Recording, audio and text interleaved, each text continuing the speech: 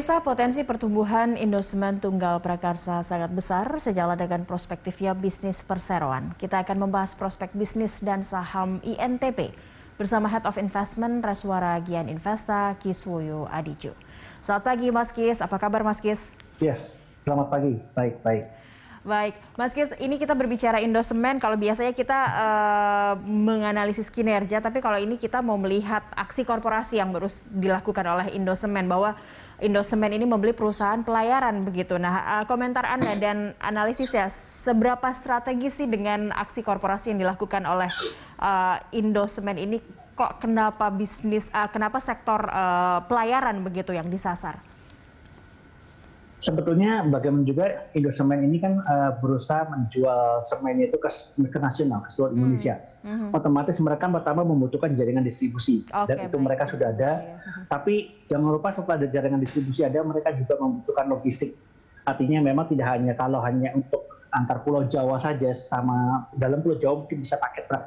Tapi kalau sudah beda pulau, antar pulau, itu kan mau nggak mau membutuhkan kapal, itu kan transportasi. Jadi memang di saat ini juga mungkin Indosemen merasa dia perlu membeli perusahaan pelayaran sendiri, karena kita tahu bahwa belakangan ini ongkos pelayaran, ongkos angkut barang itu sudah mengalami kenaikan terus-menerus. Sehingga ada semacam kayak perebutan, jadi kapalnya jumlahnya terbatas, barang yang diangkut banyak banget gitu kan. Jadi kayak apa ya, rebutan lah. Nah, jangan sampai semen-semen Indosemen ini nggak keangkut gitu kan. Jadi mau nggak mau, tekniknya dia dengan membeli perusahaan pelayaran sendiri itu bagus, karena dengan begitu artinya kalau dia sudah punya perusahaan pelayaran sendiri kan dia bisa saja memberikan perintah pada perusahaan pelayaran yang sudah dimiliki olehnya mengutamakan untuk mengangkut semennya dia dulu, jangan mengangkut barang-barang lain dulu gitu. Karena bagaimana juga mati hidupnya Indosemen itu adalah dari penjualan.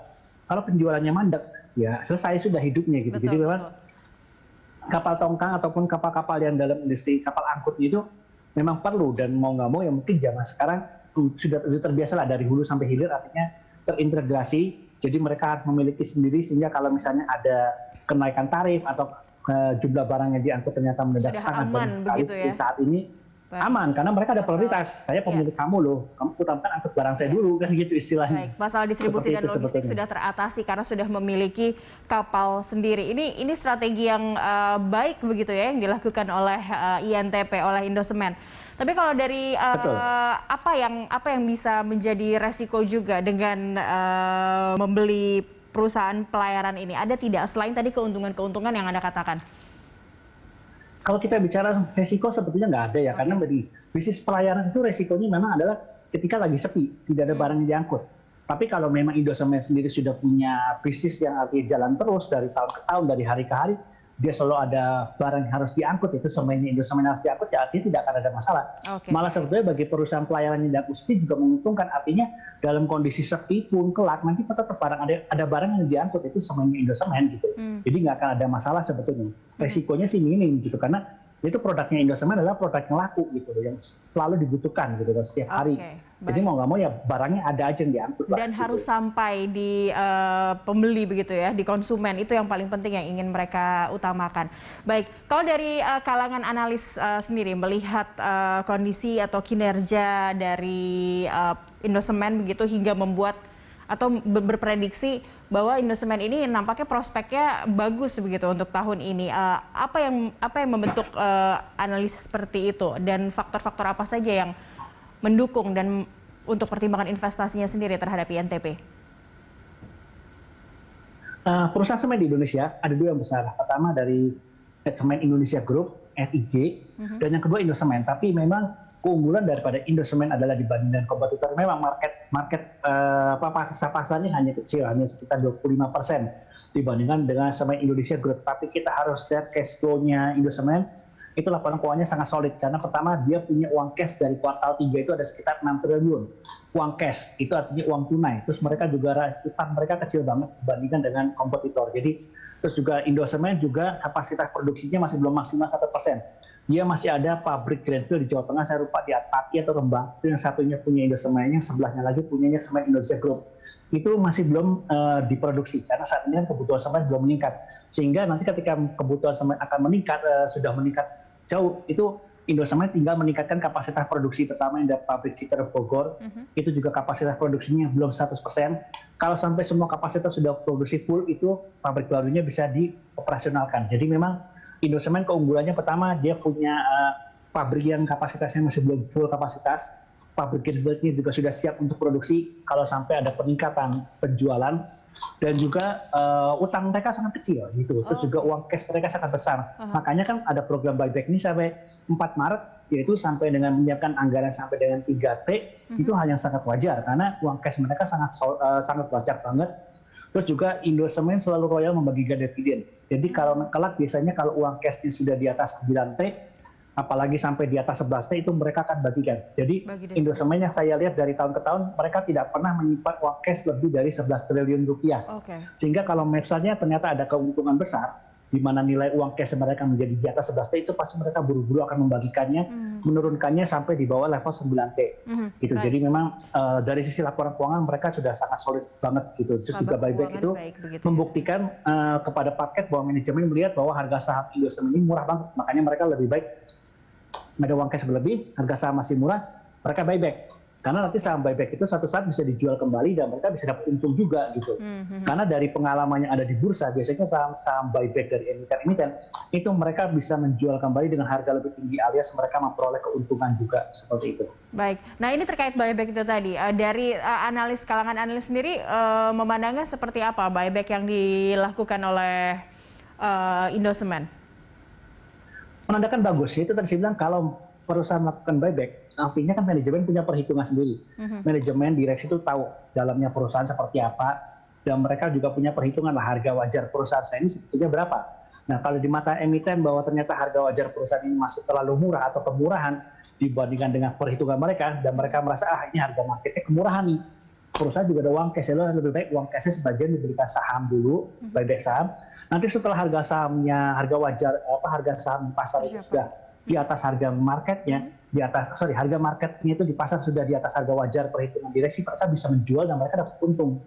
Jadi itu menunjukkan juga kepada publik, juga kepada istilahnya analis bahwa nih manajemen merasa ini perusahaan ini murah banget harga sahamnya sekarang gitu.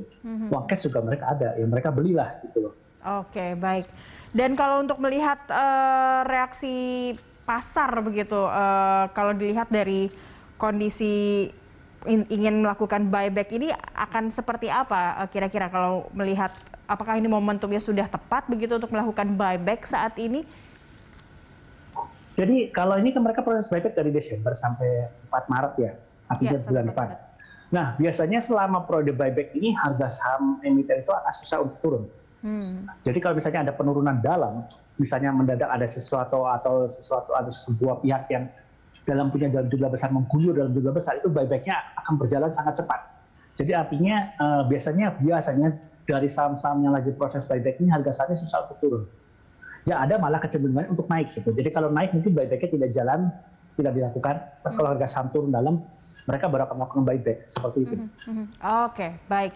Kita akan lanjutkan perbincangan kita untuk melihat seperti apa pergerakan saham dari INTP begitu dengan kondisi aksi korporasi yang juga tengah dilakukan oleh perseroan di segmen berikutnya.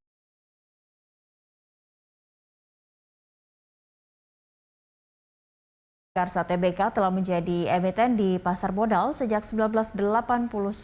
Rekan Awis Narya akan menyampaikan berbagai informasinya untuk Anda. Silakan Awis. Ya, Cakri dan pemirsa, saham PT Indosemen Tunggal Prakarsa TBK telah menarik minat pelaku pasar sejak pertama kali listing di Bursa Efek Indonesia. Kita simak datanya bersama. Ya, jika kita lihat di sini PT Indosemen Tunggal Prakarsa TBK memiliki kode INTP dengan pencatatan pada tanggal 5 Desember 1989, berada di papan utama di bidang usaha produsen semen, sektor barang baku dan industri material konstruksi. Lalu di sini kita lihat pemegang saham INTP mayoritas dipegang oleh Birchwood Omnia Ltd sebanyak 51% atau 1,87 miliar saham, diikuti dengan masyarakat sebesar 45,48% atau 1,67 miliar saham, dan ada saham Treasury sebesar 3,52% atau 129,47 juta saham. Lalu kita lihat di sini bersama pergerakan nilai saham dari INTP mulai dari tahun 2021 hingga awal 2022. Di tanggal 22 Februari 2021 berada di Rp12.500 per lembar saham. Kemudian ini bisa kita lihat tampaknya pergerakannya cukup stagnan atau stabil, mengalami apresiasi dan depresiasi namun tidak terlalu tajam. Dan kemudian pada tanggal 3 Januari 2022 di awal tahun ini mencapai level Rp1.700 per lembar saham dan ditutup pada Rp10.875 per lembar saham pada tanggal 4 Februari. Ya, demikian Chakri data yang dapat kami sampaikan, kembali ke Anda. Baik, terima kasih Alwis untuk informasi terkait saham INTP. Kembali ke Mas Kis. Mas Kis, kalau melihat harga saham INTP, ini apakah kalau kita lihat dari penjualan ataupun peningkatan kapasitas produksi ini kan juga berpengaruh pada kinerja keuangan. Tapi apakah itu juga berpengaruh terhadap pergerakan saham atau ada hal lain sebenarnya kalau dilihat dari harga saham INTP untuk capaiannya untuk saat ini? Jadi memang industri semen sudah bisa bertahan dari tahun kemarin. Itu memang diapresiasi banget. Artinya memang kalau kita tahu bahwa yang membutuhkan semen banyak sebetulnya bukan pembangunan infrastruktur tapi properti. Karena kalau kita tahu infrastruktur itu misalnya jalan, jembatan, ya butuh semen sudah semua di bawah doang. Tapi kalau kita bicara properti rumah, pasak buminya, kaki ayamnya, cakar ayamnya itu butuh semen. Itu baru. Terus nanti ketika mau bikin lantainya mereka butuh semen. Temboknya antara batu bata satu dengan batu bata lain butuh semen juga. Belum lagi kalau tingkat itu mereka cor-coran di lantai atas lantai satu dan lantai 2 tuh butuh semen lagi. Terus juga setelah batu bata dan dengan batu bata semen itu kalau mau di keramik juga harus, kalaupun tidak mau di keramik juga butuh semen. Nah, jadi dari situ gambarannya memang properti lebih membutuhkan semen lebih banyak. Memang sektor propertinya belum booming. Tapi kelak nanti kalau kita lihat properti itu memang agak terakhir ya. Jadi ini kan kita lagi masa corona. Setelah corona reda pun kelak nanti ekonomi akan mulai berjalan, itu biasanya nanti properti yang terakhir. Jadi karena properti itu bukan kebutuhan utama gitu kan. Tapi nanti setelah properti bangkit itu atau mulai bangkit itu biasanya kebutuhan semen akan meningkat sangat pesat sekali. Dan otomatis pada saat itu keuntungan dan penjualannya naik dulu. Penjualan naik otomatis net profit perusahaan produsen semen juga akan naik secara otomatis juga, dan pada saat itu harga sahamnya juga mungkin akan banyak ditransaksikan. Memang kalau lihat saat ini kok transaksinya itu ya semen. Ya karena semua orang tahu properti masih belum saatnya mereka terbangun. Ya pelan-pelan lah begitu ya kalau untuk saat ini ya. Oke. Iya, betul. Kalau dari hitungan Anda, proyeksi penjualan dan laba bersih INTP di kuartal 1 2022 ini akan seperti apa? Karena kalau tidak salah Desember kemarin justru Indosemen ini satu-satunya produsen semen yang justru menaikkan harga jualnya begitu. Harga jual semennya akan berpengaruh tidak terhadap kinerja keuangannya di kuartal 1 ini? Memang ini adalah suatu dilema ya. Jadi ketika bagi Indosemen ataupun produsen semen lainnya, ketika penjualan tidak bisa dinaikkan, kalau mereka tidak mau menaikkan harga jual itu net profit mereka takutnya akan tertekan. Karena memang harga batu bara itu sebagai salah satu bahan baku utama mereka juga itu lagi mengalami kenaikan cukup tinggi. Tapi saya lihat nanti hal ini akan diikuti oleh produsen-produsen semen lainnya. Jadi memang kadang-kadang ada satu titik di mana leader itu harus menaikkan harga dulu, baru yang lain akan ikut serta menaikkan harga jual juga. Jadi memang kalau kita lihat nanti harusnya sih kuartal 1 ini mungkin penjualannya mungkin masih akan stabil. Jadi mungkin tahun ini dengan tahun kemarin, jadi harusnya nggak akan berbeda jauh. Kecuali nanti kita lihat ya kalau misalnya kuartal 3 ini mendadak penjualan properti mengalami peningkatan pesat. Jadi memang kan kita sekarang lagi fight berjuang dengan corona saat ini lagi tinggi-tingginya.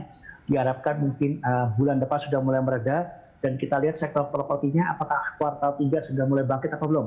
Nah kalau kuartal 3 properti mulai bangkit, otomatis nanti akan ada bisa mengejar penjualan di kuartal 4-nya. Jadi kalau kita lihat kuartal 1, 2, 3 ini mungkin masih akan stabil sama dengan tahun kemarin saja, itu sudah bagus sih sebetulnya. Gitu. Baik, karena jadi kembali itu lagi memang kita masih karena kembali lagi ke awal ya, gitu.